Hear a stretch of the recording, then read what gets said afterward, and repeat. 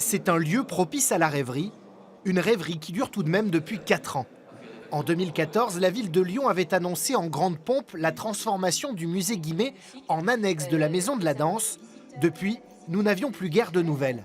Aujourd'hui, des architectes ont été choisis pour rénover le site et le projet qui au départ ne devait être qu'un lieu de création et de répétition pourra aussi accueillir du public. Ça sera un lieu qui aura vraiment une polyvalence incroyable. On peut avoir 8 configurations différentes entre la scène et la disposition des spectateurs. 8, c'est énorme. Et puis, en effet, des fois, on peut tout enlever, tout le gradin, et on se retrouve dans le musée vide pour faire des grands bals avec plus de 1000 personnes.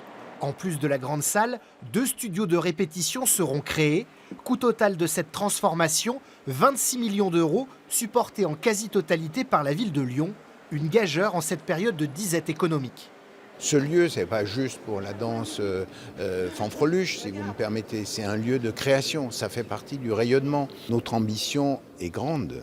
C'est bien que la danse à Lyon soit repérée sur tous les radars du monde comme the place to be, passez-moi le terme.